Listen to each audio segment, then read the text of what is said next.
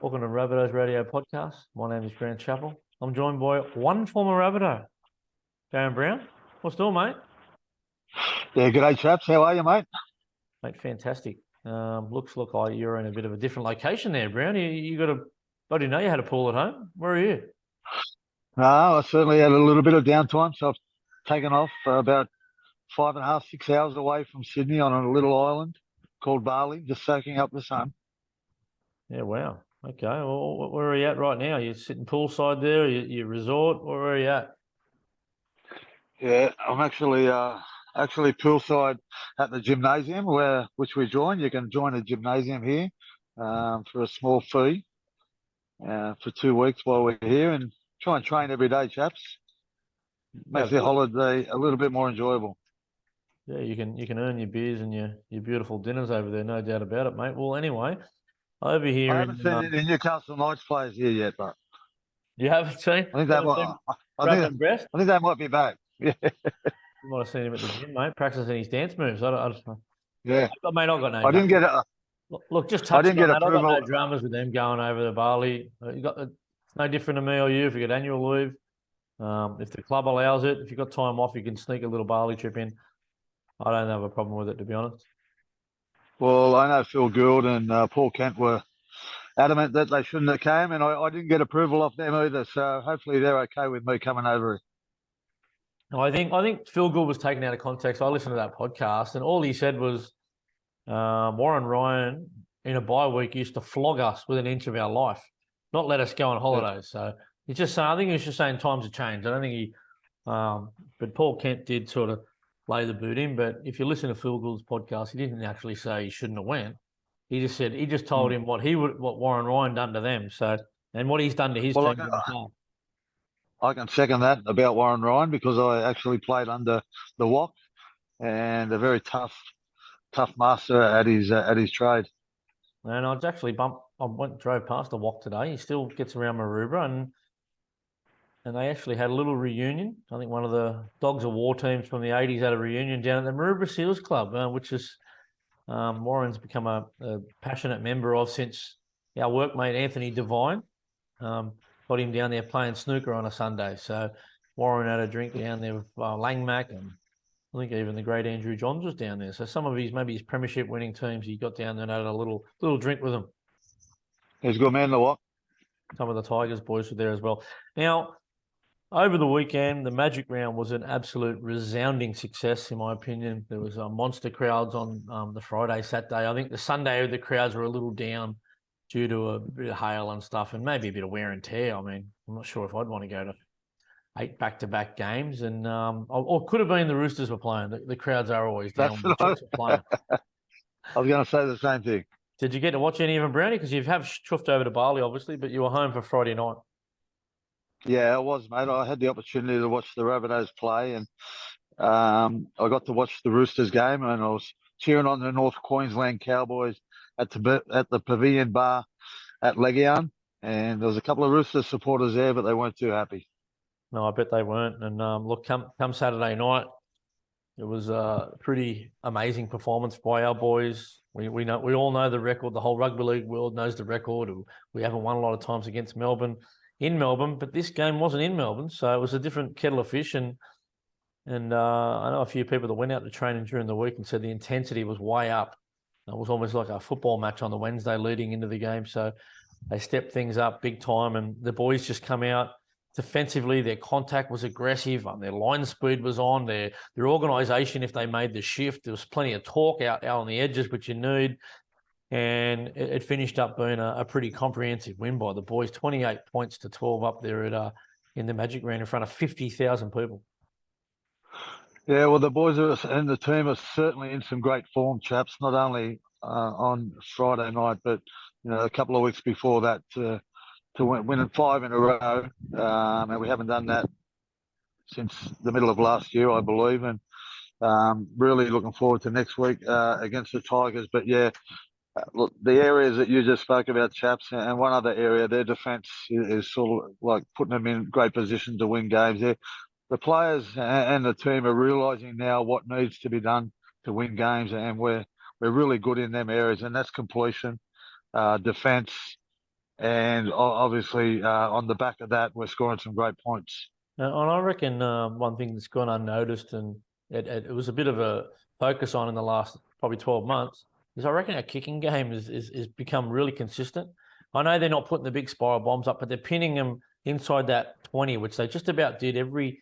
I can't remember a bad kick on the weekend. Maybe Latrell when he jumped down the short side and then he grabbed it over the sideline, but that was just like a little all or nothing play when the game wasn't really in the balance. But when the game was in the balance, our kicking game was outstanding. And Lockie came up with a repeat set. Cody did when he had Storm on the back foot in the first half, and just pinned them down there and see if you can get it out of their your own half, Melbourne. That's what they said to them all night. Well, I'm sure that's the game plan, chaps, especially when you're 50 metres out. I'm sure JD's instructions will be to kick the ball long and try and get a pinpoint accuracy on the try line without giving away a 7-tackle set. And it's hard to do sometimes. But like you said, the kicking game has been outstanding the last few weeks, and they're back in their defence off the back of it. Yeah, we'll go through some of the moments in the game and we'll have some talking points at the back end of it. Now, we got off to a good start. Both teams were up for the contest, no doubt about it. But it finished up with a big left side shift, and AJ got caught in the corner, and it was just a nice catch and pass by Isaiah Tass, who's really developing his game there. I know he probably was criticised for that over the last probably 10 or 12 months, but I thought he had a couple of nice catch and passes. But AJ was stopped a couple of metres out, and then Latrell just stepped back 1 or 2 metres to give himself some time, looked over, just a little look from him and Cody, and it was a perfect little grubber through, and Cody was Johnny on the spot. Well, he was, chaps, and just going back to that left-hand shift, and once again, a credit to AJ for playing the percentage play. Probably 1 or 2 years ago, he might have burnt them and scored in the corner, but as you get older, you lose a little bit of speed. But he did exceptionally well to take the tackle, and like you said, Latrell Mitchell jumps in the dummy half. He dummied the pass, actually. And then soon there was a little bit of an option, and Cody was pushing up. And with his right foot, not his left, he's a left footer, with his right foot, put a nice little grubber in goal, and Cody was jolly on the spot. And big Junior Totola was right next to him to celebrate with him as he put it down. Yeah, it was beautiful. Yeah, well, it was. Look, AJ could have scored there, but it was a great tackle by the halfback, Jerome Hughes, coming across in cover, as all good halfbacks do. Was able to stop AJ. I thought he was actually going to score there when he stepped off his left foot and pushed through, but that wasn't to be. And then we were sort of on top there for a fair bit. Just going back to that try, chaps. The ball from Lockie Ellis, Damien Cook actually got caught with the ball, and Lockie had to jump in to dummy half. And the ball that Lockie threw was a 30-metre spiral straight off the deck, and got on the outside of the Melbourne Storm defence, within one pass, and that just gave us space on the edges. And the work that Cameron Murray does in all these tries is unbelievable as well. A lot of credit has got to go to Cameron Murray. And then it was some pretty good footy by the Bunnies. We shifted it over to the right, and Trell turned big stretchy underneath, and it resulted in a repeat set because the ball got spilled out the back. Cookie picked it up through another bullet, 20-metre pass out to Cody on the chest. He had Melbourne on the back foot. It was tackle 3. He looked up, nice little time, kick to the corner. The boys were good enough to get there and put Warbrick over the back, and it was a repeat set and mounting more pressure on the Melbourne Storm. And they were under a lot of pressure at stages there early, Brownie. Well, we were, and usually probably for the past 10 times we've played them, that's normally us on the on the back end of pressure in the first 20 minutes of the game, and we're chasing our tails. But this time, the boot was on the other foot, and we were in great form, and we were playing good footy, pressured footy, and consistent. And then there was another period there where we had 4 sets of 6 on our line, which is a champion team. They're not on the canvas for too long, the Storm. They put the blowtorch on us, and we never looked stressed at any stage. There was even a really beautiful one-on-one tackle with AJ on that Warbrick, the big monster from Rugby Union, who swatted him off. If you remember the last time we played in the 18-10 loss, AJ went high, got spotted off. Well, guess this time he went low, right around the midsection, and was just good enough to slow him down. Yeah, well, if you've got to learn by your mistakes when something goes wrong, and AJ certainly did that. And like you said, chaps, them 4 sets on our goal line defence is just outstanding. The ability to turn teams away now. The boys are sticking to the process. Obviously, they've got some good patterns in play in the defence, and everyone's working together. They know what they're doing, and that's the good thing about the Rabbitohs at the moment is their defence. There certainly is, mate. And that was enough to turn them away 4 sets of 6 in a row. And then what a good side is, goes up and puts some points on. And Tommy came on the field, just started to turn the momentum, a couple of big carries around the middle part of the field. And it was a shift to the right over to Michael Chukam, which opened up the field. So then we went right over to the left, big spread. I think Cody got the ball out on the chest from Cam Murray with a nice little dig into the line. And I thought he was going to go out the back, but he just hit Hosty short, and it was just enough to have him crash over and knock over little Hughes. Beautiful try. Oh, well, chaps, and the ability to Cody, his pass selection is spot on. And like you said, you thought he would have went out the back, but he's seen the players rushing up. I think it might have been Remus Smith who rushed up on the outside and forced Cody into passing the Hosty. But, the football brains and the football ID from Cody is unbelievable. Oh, he's a freak. He makes that. I think he's the form 5'8" in the comp. I mean, we'll talk about him later in some talking points, but I thought he was outstanding in this contest. Just about had a hand in every try. I think there was only one he didn't. But anyway, we went to the break at 12-6 because Remus Smith got a ricochet pass off Cody. Got off the ground. I think it was one of the edge-back rolls from the Storm, took his feet out, lost the ball, and Remus scored his first try in a long while. So I was happy for young Remus. But the play the ball was a bit iffy from Olam. I actually think it should have been a penalty to the Storm, to be honest. We were all over the bloke and it went all over the place, but it wasn't to be. Had they conceded a penalty there, we might not have conceded that try, Brownie. Yeah, well, the play might have been a lot different, chaps. We might have been goal line defending it once again. But, yeah, a fortunate try for the Melbourne Storm, a lucky one for them. And we go into the break at 12-6. And that's probably an area that JD has some concerns about, is obviously them tries just before halftime. We seem to be doing it week in, week out. Yeah. When you think about it, we had a couple there in a row to start the season, and we bucked that trend a little bit in the last few weeks. But that might be something for Coach JD to have a look at. Now in the second half, I think we coughed it up in our first set, but didn't take long, and we got right back on top. It was a barnstorming run from Tommy Burgess, who skittled him. I think it was a beautiful low tackle by Harry Grant under the sticks, left of the sticks. And then it was a big shift, mate, and it ended up in the hands of Latrell Mitchell with too much time in his hands. Put a timely grubber in. AJ went through. The bounce was up in the air. He was good enough to pick it up and dive over before that dead ball line. And it was a try that was pretty well celebrated because it was AJ's 200th. Yeah, well deserving, chaps. AJ going in to score in his 200th game, an outstanding achievement. And not only did he score one, he scored another one a little bit later in the game, which we'll talk about. But yeah, well deserved. And Latrell Mitchell, once again, his ability. Is there a better player in the NRL at this stage of the competition? I'd say not. Latrell Mitchell playing exceptional footy, and probably Reece Walsh is probably the only other player for the Broncos that is having an impact on their team like Latrell has. Yeah, look, I think we spoke about on the phone after it the next day, and just his touches. You go back and look, and he didn't have a crazy amount of touches. His meters weren't anything to worry about, 60-odd meters, but everything he did was with quality and purpose, and he had the opposition backpedaling or second-guessing himself. What's he going to do? Is he going to run at me? Is he going to pass it? Is he going to kick it?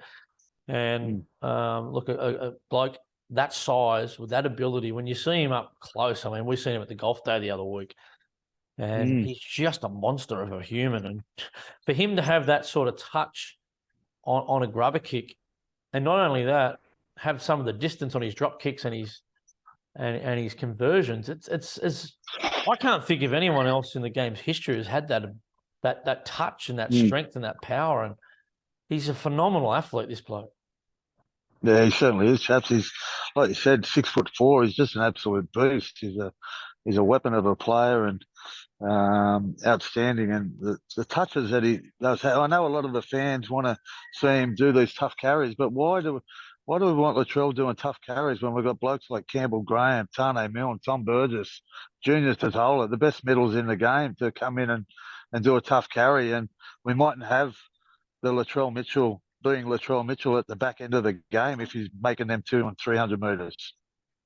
Oh, he's just the most gifted bloke. I mean, we know the sporting blood. His dad was a really talented young fella, didn't quite reach his potential.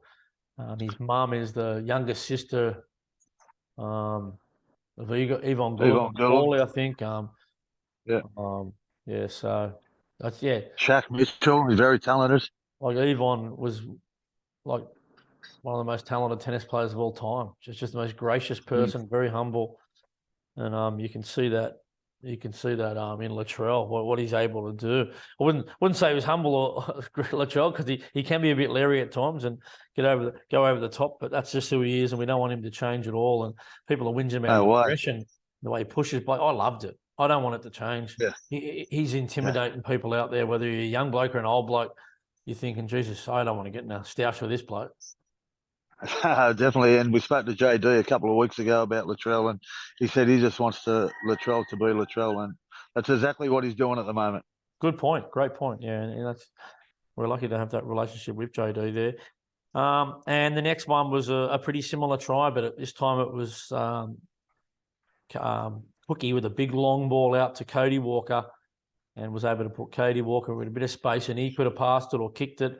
In the end, he chose to kick it. And no, it was the shift. Cook to Walker to Tass with a beautiful 2-on-1, put AJ over in the corner. Yeah, once again, a try assist to Isaiah Tass. And like you spoke about before, chaps, he's improving week in, week out with them 2-on-1 passes. And it was beautiful service all the way along from Cookie to Cody to Tass, Tass onto AJ. And it was just pretty to watch. It was like a train and run, really. And AJ sort of like goes in untouched again for another try, a double in his 200s.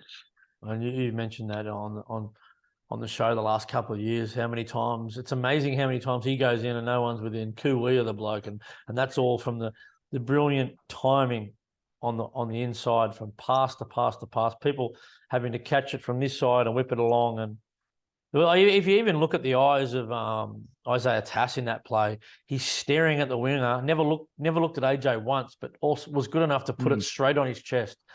If you get a chance to have a look at it, have a look at the eyes on Isaiah Tass right before he gets rid of that ball. Incredible. And chaps, the service early on, and we spoke about it just earlier in the show, the service from our dummy half players, whether it be Damien Cook there or Lockie Elias, is just spot on. The balls are out in front. They're giving Cody time to do what he has to do. If 1 minute or 1 second that he's got to reach back or reach down for the ball, that try doesn't get scored. The timing has got to be spot on, and 90% of the time we're getting it right. And a lot of these tries are created by space from the big man. It was no different for try number 5. I went off a bit early on that one before, but it was Cam sort of did an outside in ball to Junior, if you remember. Now, Junior just about crashed over, pulled them apart again, and sure enough, it was out to Cody Walker. He just put a beautiful kick in. And Tass had a bit to do. That wasn't an easy one to handle. I wasn't sure if he was going to score that, but he was good enough to time the ball as it hit the ground and planted it down for try number 5, Brownie, and it was pop the champagne by then. Oh, well, full of running. And like you said, chaps, it was all about timing for Tass. He had to really take his time, watch the ball and go down with the ball to get the ball down at the right time. And, it's outstanding work and a well-deserved try too to Tass, because he'd obviously set up AJ for 2 tries earlier and he got one himself. Yeah, I was happy for the boys to get out to a nice lead, 28-6, I think it was, and the back end of the game, young Garlic was good enough to go over and score a try. So I was happy for Sean and the family for him to get a nice try there at the end. Yeah, a little sneaky one there, like Sean used to do from dummy half. Yeah. Bronson, he just hasn't played a lot of dummy half for the Melbourne Storm. He's sort of been coming on as a versatility player, playing in the back row or playing in the middle at 13. But hadn't played a lot of number 9, and he didn't do his job any favours. No, he didn't. A few talking points out of the game. What it can never be undersold what our captain is doing for this club. I noticed in the press conference, JD mentioned the playing group, and he did single out Cam for someone who's actually got a bloke like Liam Knight back into the squad, back playing some good footy, back from all the mental demons he have, but also the injury. So Cam Murray, how lucky we had to have him. Some of the effort upon effort this bloke does in the middle of the field. Outstanding, and we spoke about him earlier in the show. The work he gets through is unbelievable. He could probably go out and get man of the match every time he played. He's that influential in the way we play. You only notice it when he's not on the field that how different we are and how different we play. He plays a link man. He does tough carries. He covers up the middle. He's just unbelievable. What a leader. And just going back to Liam Knight, it was a great return for him. I thought he was outstanding. I'm not sure how many minutes he got, but he did everything right. Yeah, well, I think Liam Knight, there was a few. I mean, I was sort of one thinking, geez, is he ready? I mean, he's been out from a very significant injury. He hadn't played much in the week before for the New South Wales Cup against the Raiders, I think it was. But Coach JD addressed that in the press conference and said, look, we needed Liam Knight out there to give Cam a spell right in the middle of the field. I think 5 before halftime he came in, played a bit of a link man. He's a bigger body than Cam Murray too, so he was able to, as Brownie has a sip of his little cocktail there, poolside. He was able to bend the line there a few times, Brownie, and his defence, his contact's good. But one thing we probably undersold him for is just he's got a bit of ball skills about him. Yeah, I was just going to say the same thing, chaps. When Cameron leaves the field, we sort of like lose that link man in the middle, but Liam Knight just took straight over, and he was playing a little bit of link man. Probably not as crisp as what Cameron can do it, but like that's all about timing, and he'll get better over the next couple of weeks, and he's going to be a great asset to the club in the next couple of weeks, especially come Origin time when Cam Murray's missing. Well, it looks like they've already started it because he only played 53 minutes, Cam. So I know he had to have a HIA at the back end there, but so be able to have him only on for 53 odd minutes, Cam, get a bit more quality out of him, freshen him up for the Origin period, and then Liam Knight to just bite off 25 minutes. That might increase over the next few weeks. You never know. Liam might get that 25 to 35 minutes, bring Cam down around the 50-minute mark, and I don't think that'd be a bad ploy going forward. Another talking point out of the game. Everything they do, chaps, the coaching staff, they do it for a reason here.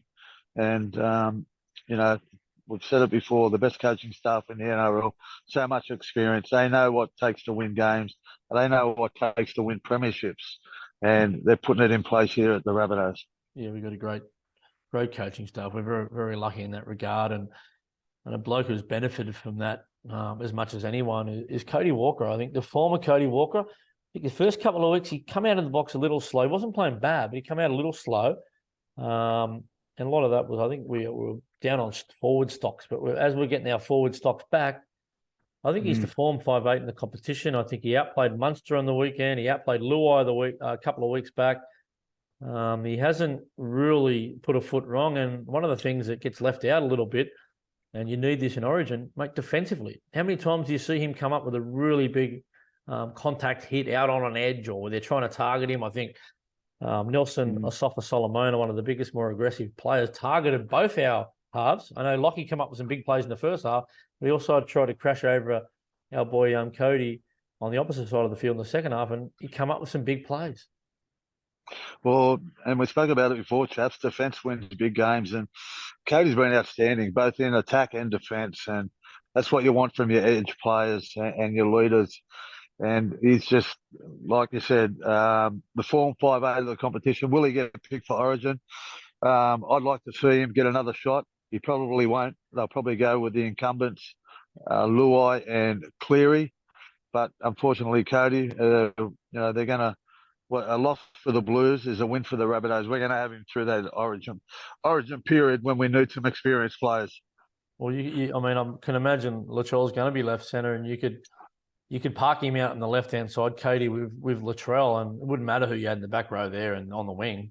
I mean, what a deadly Yeah. combination that'd be. I'm not saying Luai. I'm sure Luai will do a job out there, and he's a big, strong sort of thing, that Luai. But mate, I'd rather Cody out there myself. But that's just. Oh, I mean, 100%. we've spoken about Latrell already in the show and what he's been capable of the last few weeks, and he's climbing up the leaderboard in the daily ends. But so's Cody, within striking distance now on 21 daily end points.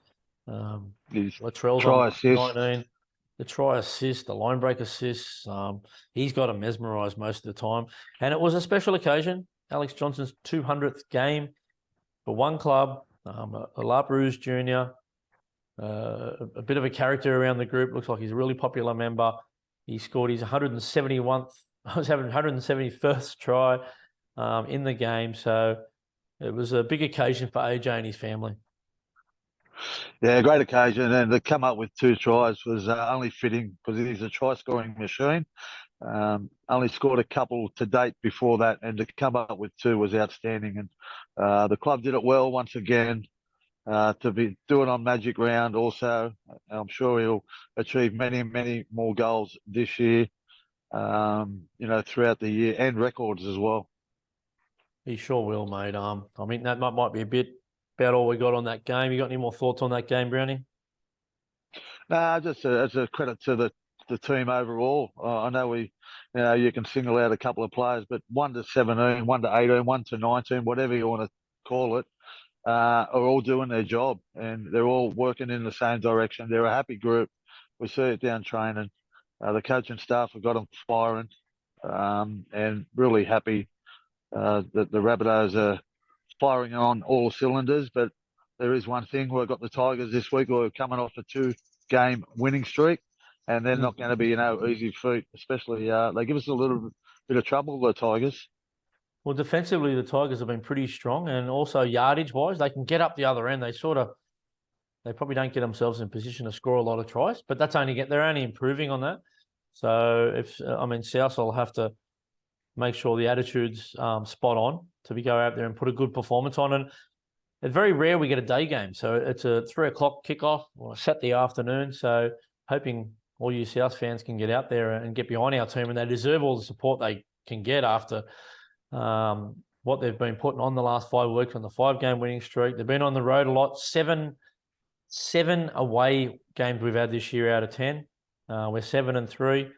So getting back to Acor, I'd expect everyone to get behind them. And I reckon the Tigers fans might come out in droves too, because they're playing some pretty good football, Brownie. They are, chaps, and like I said, off the back of 2 wins in a row, and even a couple of games before that were very, very competitive. Tim Sheens was happy with their performances leading into them 2 wins. They'll take a lot of confidence out that, but I just think our defence will be too strong to hold.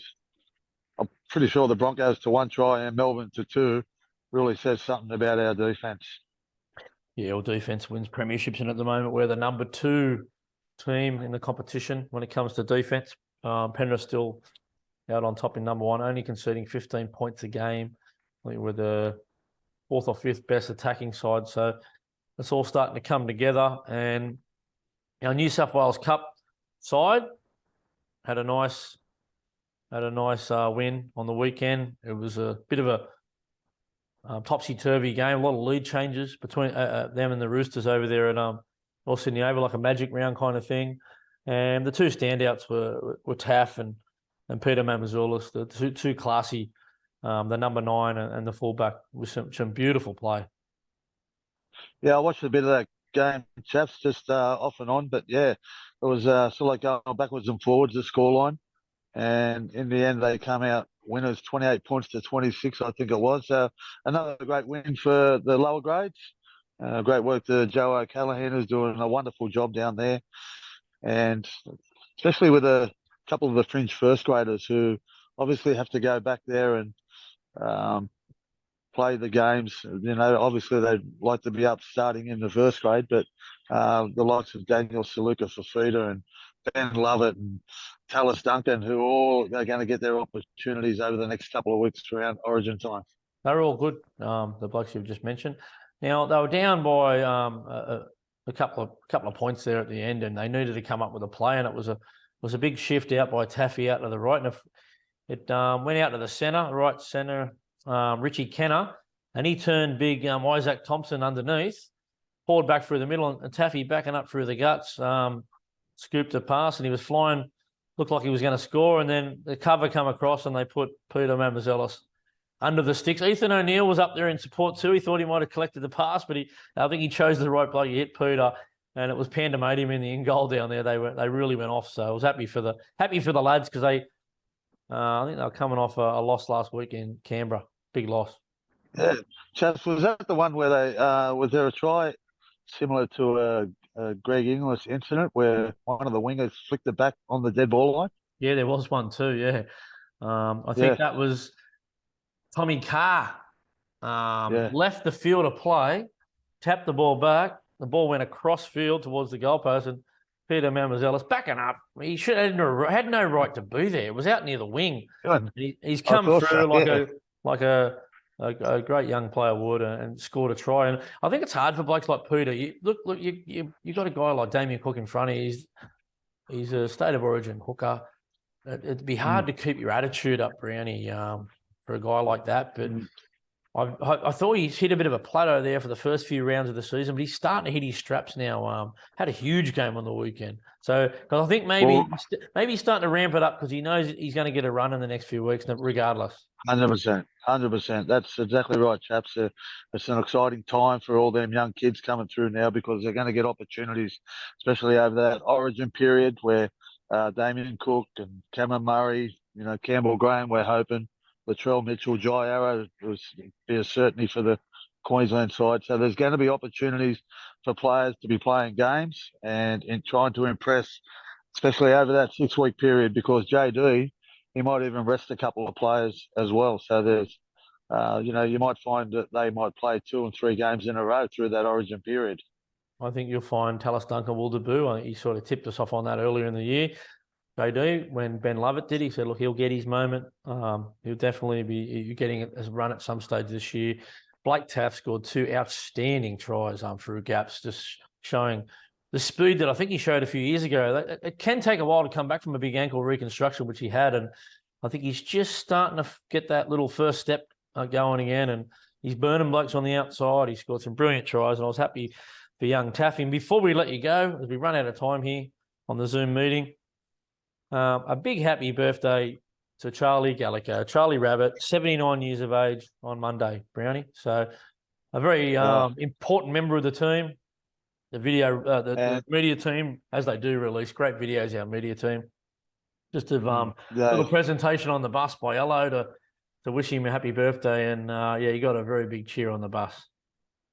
Yeah, big happy birthday to Charlie the Rabbit. And look, he's been involved in rugby league for a long, long time as a volunteer with the La Perouse Footy Club, and now obviously the Rabbit in the top grade. But yeah, he's been a great servant to not only South Sydney but the junior league as well. He certainly has. We wish you all the best there, Charlie. And I'm sure you'll have a couple of mid-strengths down at the Maddo Hotel, knowing Charlie. But anyway, Brownie, we won't take up too much more of your time on your holiday. But everyone out there for listening, thank you for joining us on Rabbitohs Radio Podcast. Bagus.